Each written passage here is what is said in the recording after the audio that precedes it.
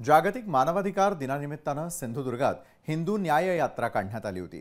बांगलादेशमध्ये होणाऱ्या हिंदूंवरील अन्यायाला वाचा फोडण्यासाठी या यात्रेमध्ये हिंदू बांधव हजारोंच्या संख्येनं सामील झाल्याचं पाहायला मिळालं। यावेळी या यात्रेमध्ये आमदार निलेश राणे, आमदार नितेश राणे आणि आमदार दीपक केसरकर यांची प्रमुख उपस्थिती पाहायला मिळाली।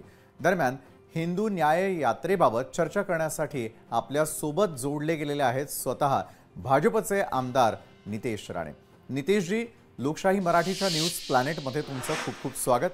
बरं, इथं काढलेली हिंदू न्याय यात्रा, इथले मोर्चे बांगलादेशामध्ये काय बदल घडवणार आहेत? काय फरक पडणार आहे या मोर्चांमुळे?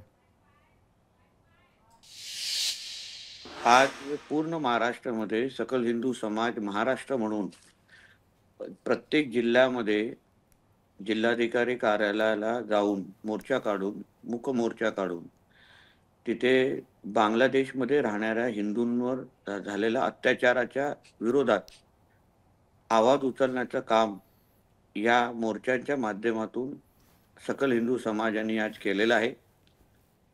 आपला विचारलेला प्रश्न की इथून काढलेल्या मोर्चाचा तिथे काय उपयोग होणार? शेवटी जगभरातला हिंदू हा बांगलादेशमध्ये असलेल्या आमच्या माता भगिनी आणि आमच्या हिंदू बंधूंबरोबर आहे। त्यांना त्यांच्याबरोबर ताकदीने उभा आहे। त्यांच्या होण्यावर अत्याचाराच्या बाबतीमध्ये आमच्यामध्ये ही संवेदना आहेत। आम्हीही त्यांची चिंता व्यक्त करतो। पण शेवटी आम्हाला आमच्या देशाचे पंतप्रधान आदरणीय मोदीजींवर विश्वास आहे की ते निश्चित पद्धतीने बांगलादेशमधली परिस्थिती सुधारतील। पण त्याचबरोबर आपल्या महाराष्ट्रातला राहणारा सकल हिंदू समाज हा बांगलादेशमध्ये राहणाऱ्या हिंदू समाजाबरोबर उभा आहे, हा संदेश या मोर्चाच्या निमित्ताने आम्हाला द्यायचा होता। बरं, पण मग नितेश जी, मगाशी तुम्ही जो हा उल्लेख केला पंतप्रधान नरेंद्र मोदींसंदर्भातला, बांगलादेशातील हिंदूंची परिस्थिती सुधारावी यासाठी पंतप्रधान नरेंद्र मोदींनीच मध्यस्थी करावी असं बांगलादेशातील हिंदूंनी अनेक वेळा मागणी केलेली आहे। काय तयारी आहे या संदर्भातली केंद्र सरकारची? आपण रोज बातम्यांवर पाहतच असाल, आपल्या परराष्ट्र खात्याच्या माध्यमातून आणि स्वतः पंतप्रधान कार्यालयाच्या माध्यमातून सातत्याने बांगलादेशशी संवाद करणं, बांगलादेशच्या प्रमुखांशी वर दबाव टाकणं आणि तिकडली हिंदू समाजाची परिस्थिती तुम्ही बदला, किंबहुना हे अत्याचार रोका, अशा पद्धतीचे कडक इशारे आणि एकंदरीत संवाद हा सातत्याने बांगलादेश सरकारबरोबर सुरू आहे। ज्या पद्धतीने जगामध्ये आदरणीय मोदी साहेबांच्या बद्दल एक वेगळा सन्मान आहे, एक मोदी साहेबांनी भारताच्या बद्दल एक वेगळी ताकद निर्माण केलेली आहे। मला विश्वास आहे येणाऱ्या काही दिवसामध्येच बांगलादेशमधला आमचा हिंदू समाज निश्चित पद्धतीने मोदी साहेब सुरक्षित ठेवतील, असा माझा ठाम विश्वास आहे। बरं, सुरक्षित ठेवतील असा विश्वास तुम्ही व्यक्त करताय, मात्र नितेश जी, विरोधक आणि त्यातही खास करून तुमचे लाडके संजय राऊत, त्या संजय राऊतांनी तर बांगलादेशामध्ये जाऊन तिथली परिस्थिती सुधारावी अशी मागणी ते करताना दिसतात। विरोधकांना काय उत्तर देणार आहात यावरती? शेवटी एक लक्षात घ्या, या विरोधकांना आम्ही उत्तर देण्यापेक्षा महाराष्ट्रातल्या हिंदू समाजाने त्यांना या विधानसभेच्या निमित्ताने उत्तर दिलेलं आहे।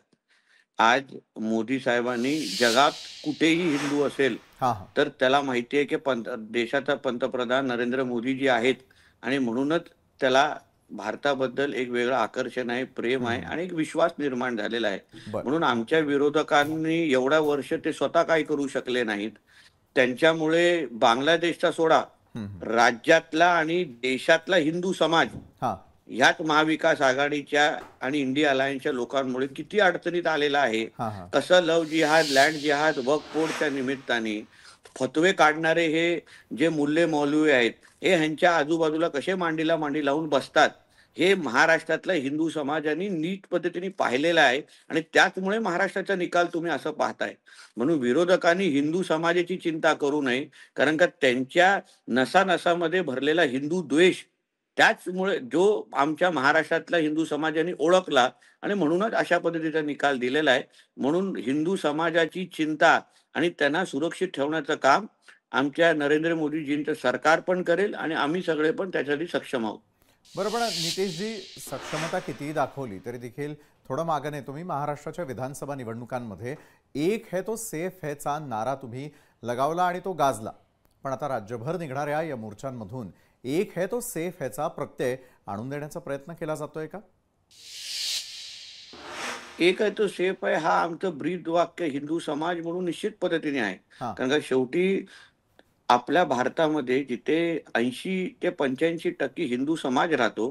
आमचा भारत देश हा एक हिंदू राष्ट्र आहे हां, हां. आणि हिंदू म्हणून जेवढा आपण एकत्र येऊ, हं, संघटित होऊ, एक दुसऱ्याच्या भावना ओळखू, एक हं, दुसऱ्यावर विश्वास वाढू, जेव्हा कुठलाही जगातला देशातला आणि महाराष्ट्रातला कुठल्याही हिंदूवर कुठलाही अन्याय होईल, हं. तो माझ्यावर होणारा अन्याय आहे, ते समजून जेव्हा आपण रस्त्यावर उतरू, तेव्हा निश्चित पद्धतीने आपल्या हिंदू समाजाकडे कोण वाकड्या नजरेने बघणार नाही, बरं. अशी धाक, भीती आणि प्रतिमा हिंदू समाजाची तयार होईल. आणि त्यामुळे मला असं वाटतं, की "एक है तो सेफ है" तो निश्चित पद्धतीने नारा आहे आणि "एक है तो सेफ है" हे "सर तन से जुदाला योग्य पद्धतीने उत्तर आहे. हं. कारण का ज्या पद्धतीने "सर तन से जुदा" देणारे नारे देणारे आपल्या महाराष्ट्रामध्ये वाढत चालले होते, हां. त्याला उत्तर जेव्हा "एक है तो सेफ है" ला मिळायला लागलं, सुरू झालं, तेव्हा हे "सर तन से जुदा" वाले सगळेचे सगळे आपल्या कव्हरमध्ये परत निघून गेले. हं. म्हणून "एक है तो सेफ है" आज पण आहे आणि उद्या पण त्याच पद्धतीने ताकदीने हिंदू समाज त्या दिशेने चालणार आहे. नाही नाही, पण नितेशजी ऐका, तुम्ही सातत्यानं लव जिहाद, हिंदूंवरील अत्याचार याबाबत आक्रमक भूमिका बजावताना दिसता, पण राज्यातील देहू रोड परिसरामध्ये देखील रोहिंगे, त्यांची घरं, बनावट आधार कार्ड, 500 रुपयात ते अतिशय विदारक परिस्थिती आहे. सरकार समोरील ही आव्हानं कशी मोडीत काढणार आहात? बघा अशा पद्धतीचं आव्हान निश्चित पद्धतीने आहे, हे आम्ही नाकारत नाही. हं. पण आता राज्याचे मुख्यमंत्री एक कडवट हिंदुत्ववादी आहेत.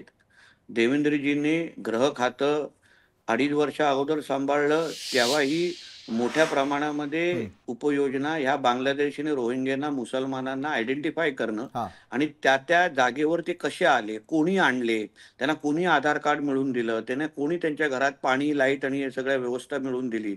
या सगळ्या बाबतीमध्ये सखोल चौकशी हं. वेगळ्या पातळीवर सुरू आहे. मी बरं. तुम्हाला एवढा विश्वास देऊ शकतो, की ह्या 5 वर्षामध्ये आम्हाला आमचा महाराष्ट्र हा बांगलादेश आणि रोहिंगे मुसलमान मुक्त करायचा आहे. हं. ह्या लोकांना आमच्या देशामध्ये 1 मिनिटं, आमच्या राज्यामध्ये 1 मिनिटं पण थारा मिळणार नाही. आणि जे लोक यांच्या माध्यमातून आपलं राजकारण करतात, हं. या रोहिंग्या आणि बांगलादेशी मुसलमानांना आधार देतात, त्यांना ताकद देतात, त्यांना ह्या सगळ्या सोयी सुविधा मिळवून देतात, त्या सगळ्यांपर्यंत पण आम्ही पोहोचणार. बरं. कारण का ह्यांना शेवटी हे येतात स्वतःहून, पण ह्यांना आणण्याची पण एक यंत्रणा आहे. ते पण काही लोक आयडेंटिफाय झालेले आहेत, जे ह्यांना भारतात आणतात, महाराष्ट्रात आणतात, ह्यांना पाणी मिळवून देतात, ह्यांना आधार कार्ड मिळवून देतात. ह्या सगळ्या बाबतीमध्ये एक वेगळ्या पद्धतीची यंत्रणा लागलेली आहे. सगळ्याच गोष्टी मी तुमच्या चॅनलवर बोलू शकणार नाही, पण मी तुम्हाला विश्वास देतो, देवेंद्रजींच्या नेतृत्वाखाली आमचा महाराष्ट्र लवकरच हं. रोहिंगे आणि बांगलादेशी मुसलमान मुक्त निश्चित पद्धतीने होईल, एवढं मी विश्वासाने सांगतो. बरं नितेशजी, तुमचा हा विश्वास सार्थकी ठरो एवढी अपेक्षा करूयात. मात्र नितेशजी, राज्यभर शांततेमध्ये मोर्चे काढण्यात आले, पण हिंदूंवरील अत्याचार बांगलादेशमध्ये होत असणारे जर थांबले नाहीत, तर मात्र पुढचा पवित्रा तुमचा काय आहे? बघा शेवटी आम्हाला आमच्या पंतप्रधानांवर पूर्ण विश्वास आहे. जगभरामध्ये ज्या पद्धतीने पंतप्रधानांनी असंख्य देशभरातले प्रश्न सोडवलेले आहेत, रशिया, युक्रेन हं. पासून सगळे अन्य राष्ट्रीय अध्यक्ष ज्या पद्धतीने आमच्या पंतप्रधानांना मान सन्मान देतात, मला हां, हां. विश्वास आहे आमचे नरेंद्र मोदी साहेब निश्चित पद्धतीने आमच्या बांगलादेशमधल्या हिंदू समाजाला सुरक्षित ठेवतील. हं. पण त्याच्यामध्ये अगर हे अत्याचार वाढत गेले, त्या पद्धतीने अगर बांगलादेश आणि रोहिंगे जे बांगलादेशमधल्या राहणाऱ्या लोकांनी आमच्या हिंदू समाजावर अत्याचार कमी केला नाही, तर त्यांनी एक लक्षात ठेवावं, की महाराष्ट्रामध्ये पण बांगलादेश आणि रोहिंग्या इथे राहतात, हां. अनधिकृत पद्धतीने राहतात आणि मग त्यांनाही ते तसे मोजकेच आहेत. त्यांना संपवायला आम्हाला 15 मिनिटं पण लागणार नाही. आम्हाला 5 मिनिटांमध्ये हे सगळं स्वच्छ करण्यासाठी आमचे हिंदुत्ववादी कार्यकर्ते तयार आहेत. हां. फक्त मोदीजींनी एक हाक दिली, तर मी तुम्हाला बोलतो 5 मिनिटांमध्ये ह्या सगळ्यांना साफ केलं जाईल. पण आम्हाला आमच्या पंतप्रधानांवर विश्वास आहे. आम्हाला विश्वास आहे, की आमच्या बांगलादेशमधल्या राहणाऱ्या हिंदू समाजाला आमचे पंतप्रधान निश्चित पद्धतीने सुरक्षित ठेवतील. बरं नितेशजी, सुरक्षित ठेवण्याबद्दल तुम्ही या ठिकाणी ग्वाही देता, आश्वासन देताना दिसतात. मात्र बांगलादेशमध्ये असलेले जे हिंदू आहेत त्यांच्यावर ते अत्याचार थांबावेत यामध्ये काहीतरी मध्यस्थी करावी एवढीच अपेक्षा करूयात. धन्यवाद, तुम्ही न्यूज प्लॅनेटमध्ये आमच्याबरोबर जोडला गेलात त्यासाठी. वळूयात आणखी एका महत्त्वाच्या बातमीकडे, ती म्हणजे बांगलादेशमध्ये हिंदू समाजावर होणाऱ्या अत्याचाराविरोधात अमरावती शहरातही नवनीत राणांच्या नेतृत्वात निषेध मोर्चा काढण्यात आला. यावेळी मोठ्या संख्येनं लोक मोर्चात सहभागी झाले होते.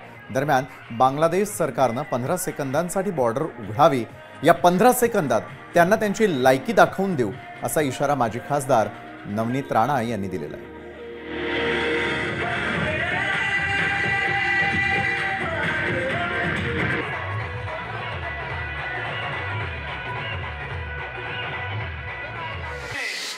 मी पहिलेही म्हणत होती 15 सेकंड ही काफ़ी है. 15 सेकंड के लिए जर त्यांनी बॉर्डर ओपन केले तर पहिले 15 सेकंडमध्ये जे आम्ही हिंदू लोक त्यांची अवकात बांगलादेशच्या लोकांना आम्ही दाखवून देऊ. हे आजही मी तेवढंच म्हणते, फक्त 15 सेकंड आम्हाला काफ़ी आहे. कारण की आमचे मंदिर, आमचे संत, आमचे पुजारी, आमचे सगळे लोकांना, आम लोकांना बांगलादेशमध्ये जर कोणी त्रास देत असेल तर हिंदू हे सहन करणार नाही. लोकशाही मराठी ऐका, पहा, जागरूक रहा.